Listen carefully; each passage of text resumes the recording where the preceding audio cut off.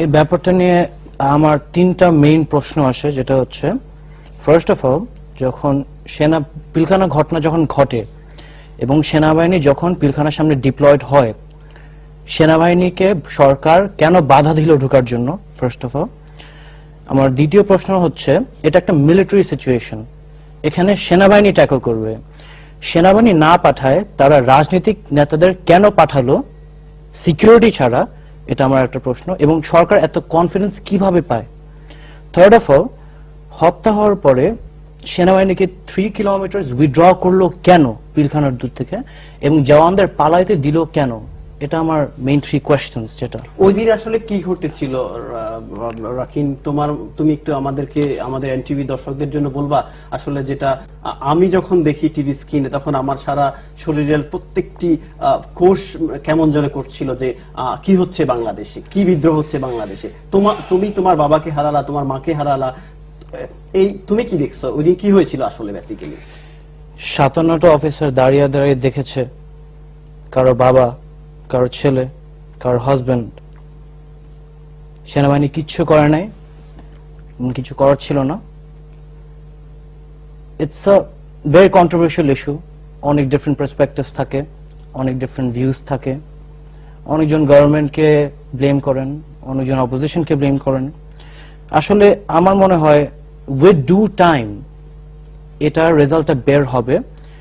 But আমার যেটা মনে হয়, বাট কারেন্ট যে জাস্টিস সিস্টেমটা যেটা হচ্ছে, মানে দ্য পানিশমেন্ট যেটা বিডিআর জওয়ানকে দেওয়া হচ্ছে 4 months to 7 years, I believe is not good enough. 57টা অফিসারকে খুন করে বডি মিউটিলেট করা হয়েছে, বাজেভাবে হত্যা করা হয়েছে, বেয়নেট দিয়ে খোঁচানো হয়েছে। 57 অফিসার্স। আমরা লিবারেশন ওয়ারে এত অফিসার জীবনে হারাইনি, কিন্তু দুইটা দিনে we lost 57 bright officers. Now there are a lot of questions. সেটার মধ্যে তোমার বাবাও ছিল অবশ্যই। জি, বাবা ছিলেন, ভদ্রমনের পরিচালক ছিলেন এখানে। বাট আমার একটা প্রশ্ন হচ্ছে, হত্যাকাণ্ডের 2-3 দিন আগে কর্নেল গুলজার সহ এবং কয়েকজন অফিসার মিলে বিডিআর এ, র‍্যাব থেকে বিডিআর এ কেন ট্রান্সফার হলেন? এটা আসলে that's also a big question. আমরা কোনো পলিটিক্যাল ফ্যামিলি না, আমরা বিএনপি না, আমরা আওয়ামী লীগ না। আমি আমার বাবা মার এবং 57টা অফিসারের হত্যার বিচার চাই। শহীদ পরিবার বিচারটা, আপনি কি যে আপনি বডিজ গুলো দেখেন, 57 অফিসার যেগুলো যে বাজেভাবে মিউটিলেট করা হয়েছে, ব্যানার দিয়ে খোঁচানো হয়েছে, কর্নেল মুজিবের বডি এবং বাকি কয়েকজন অফিসার ড্রেন দিয়ে ভাসানো হয়েছে, 57 অফিসার্স।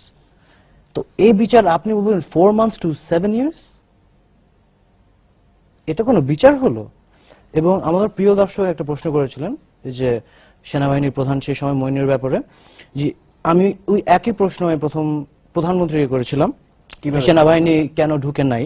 কাকে করছেন? প্রধানমন্ত্রী। তো তিনি বললেন যে এটা মইনু আদেশ দেয় নাই।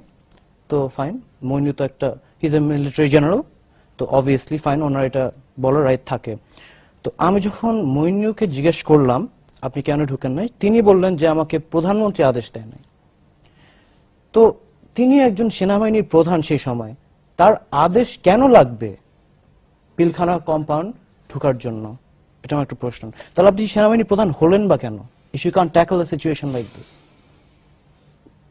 ধন্যবাদ। তাহলে তুমি এখন কি চাচ্ছ? তোমার এখনকার অপিনিয়নটা কি? তুমি মানে এই বিচার নিয়ে তুমি হ্যাপি না? কোন বিচার, কিভাবে বিচারটা চাচ্ছ তুমি? ওয়েল, এটা আমাদের ইন্ডিপেন্ডেন্ট জুডিশিয়াল সিস্টেম, এটা বিডিআর আইনে যে বিচারটা হচ্ছে, ইটস নট কারেক্ট। ওকে, এটা যদি আমরা সিভিল সাইড থেকে আমরা দেখি, ইট উইল, তখন মনে করেন মরালি যদি এই ব্যাপারটা আরো বেশি দেখি, আচ্ছা, তাহলে জনগণই এটা উত্তর দিতে পারবে কি বিচার হওয়া উচিত।